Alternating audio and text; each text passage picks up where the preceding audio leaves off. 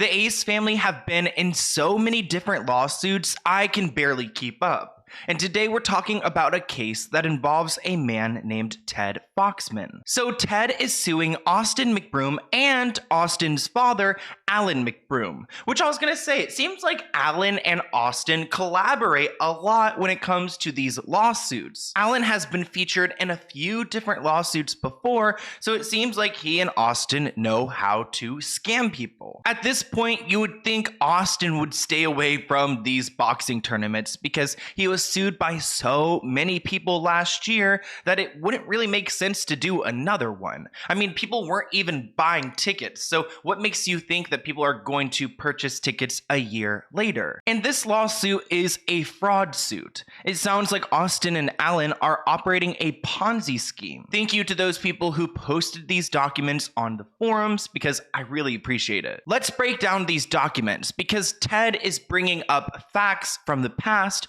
to support his case that he was frauded by these two. Quote, the Battle of the Platforms event underperformed, resulting in a financial shortfall and multiple civil actions involving Austin McBroom and his company, and remember all of those unpaid fighters. After all of this history, I question how anyone works with this family. Like, did they seriously not do any research before he signed a deal with them? But it seems like this Ted Foxman has a history when it comes to investing in Hollywood dreams.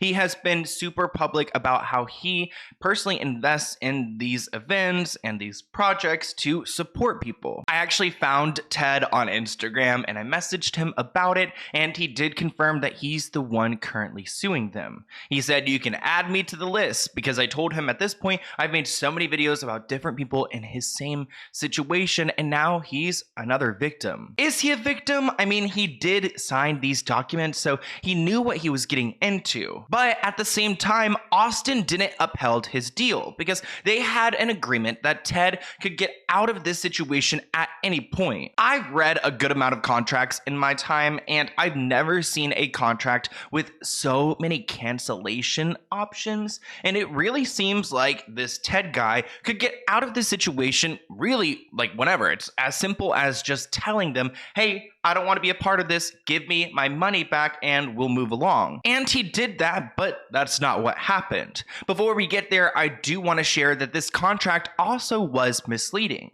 For example, there were some estimated fighter costs and they were actually a lot lower than what they turned out to be. So he's underestimating how much the talent should be paid. He's also including names of people who aren't even a part of the tournament. So how are you going to go and tell this guy like, hey, like this is how much they're going to cost, this is who's going to be fighting, but they're not even set in stone. I also found it interesting that Austin accepts zero in payment, which I think is pretty fair. I mean, if it's your event and it's like, so hard to make money, at this point you shouldn't be taking anything, and you should be promoting it with all of your power. Like I said, the cancellation section is very large, but this sums it up right here. Investor Foxman shall have the right to terminate this agreement within 30 days of April 14th, 2022, without liability. Austin also personally agreed to pay this guy back if everything failed, which, yeah, it all failed.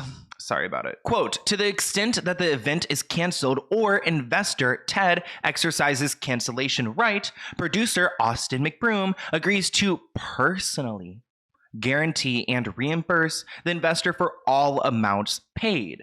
So Austin needs to, pay this guy back, and it's gotten personal. So then, he can go after him and his home and his cars and everything, but I don't think Austin honestly owns anything. It's all rented. So, I don't know what he's going to get. Ted texted Alan and Austin and told them that he had sent the money, so he was on texting terms with them. And this is really bad business because why is Austin seeking investors for Social Gloves 2, but these investors and their money is going to Social Gloves 1 and trying to fix that problem? It's just setting up the second tournament for failure. Ted asked them, I assume if the fight goes forward with the other investor, I'll get reimbursed? ?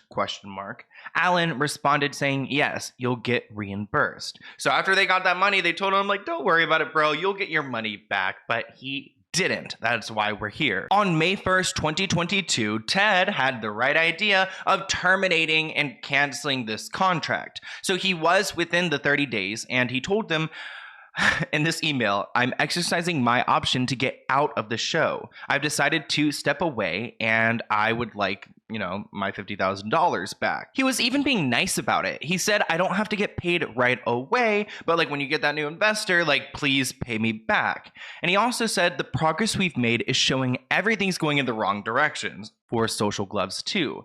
Every fighter is 50 to 75% over budget, which keep in mind that original contract I showed you guys had the numbers that Austin proposed to Ted, which were way lower. On March 10th, 2022, Austin McBroom texted Ted a list of the fighters and how much they would cost. So now this text message list is different than the list that was in that contract. As you guys can see, everyone's price pretty much went up, and that set them over budget big time. There are also some people listed here who aren't even like a part of this, who weren't even going to fight in the first place. So why is Austin misrepresenting like who's fighting in this tournament? Austin also told Ted that these big names are going to drive traffic to the event and it will pretty much sell out itself, which was far from the truth. And here are some messages between them where you can see they're discussing, how much Gib is going to cost and how much travel is going to cost for these people. Everyone's asking for way more money. Blueface wants another $100,000. It looks like Gib wanted another $100,000. So they ultimately could not afford these fighters and their prices. And the fighters who are coming through aren't even like big enough to really drive people to come and purchase. Quote, Austin McBroom and Alan McBroom's promises and representations to Ted were false.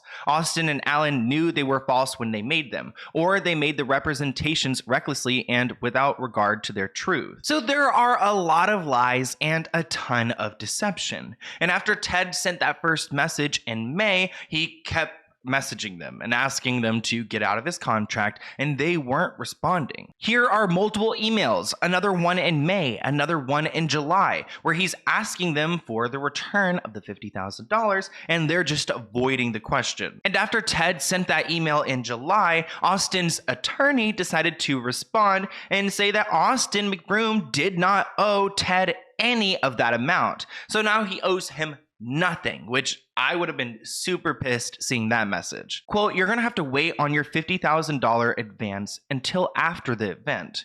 We're still in the process of securing our investment and funding for the event. We're literally 22 days out from this event. I promise you, you'll get paid back on that following Monday, August 1st. Austin told him, you can forget about the email my lawyer sent on July 8th. We will work this out. No hard feelings, brother. So Austin's trying to reassure him that he will get paid back. It will be totally fine. Do not worry about it. Even though my attorney said I don't owe you anything, we'll work this out. He's trying to keep the peace. I wonder if the event was postponed because of these investment issues, because they did not have the money to secure and have the event in general. And of course, Ted wasn't paid on August 1st. So in October, he messaged them multiple times asking them about the money and when they were going to get paid back, and they just did not respond at all. At this point, he had his lawyers messaging them, so it was, no personal emails or text messages. It had gotten to this point where the lawyer has stepped in and he's trying to get that money back for Ted. Now let's get into what Austin has done wrong here.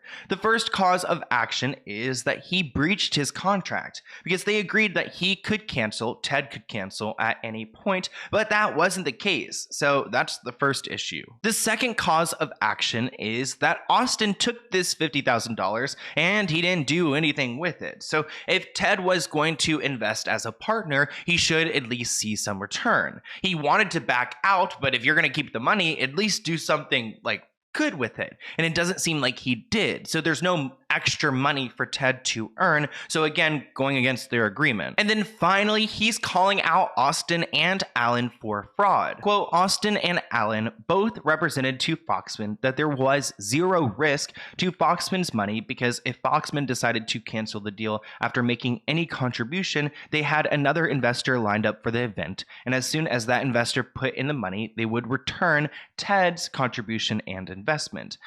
Ted has not been repaid in any amount. Ted also has all of his receipts, which I appreciate. And it actually looks like his payment went to a fighter named Ryland Storm. So I'm not entirely sure where this money was intended to go, but Ryland Storms was paid $49,500, and this guy didn't even fight.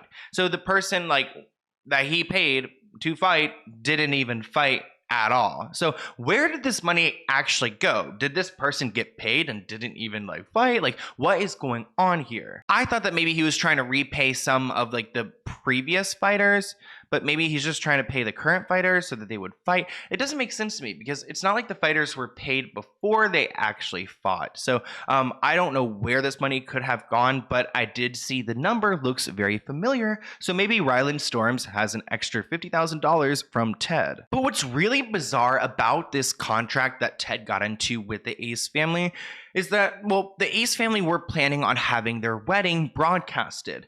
And it looks like Ted was going to have a share of that, 33%. So he was going to have 33% of revenue share from whatever they made from their wedding, which did not happen. They were going to broadcast it and make it a big deal, but it wasn't. But it's bizarre that this man would earn money from the Ace family's wedding. It's even weirder that the Ace family is selling themselves out so much that they're selling revenue shares of their wedding day to other people. It all seems just really bizarre and sick. And it's unfortunate that this man is out $50,000 because that's tuition for your child. I mean, money for your home.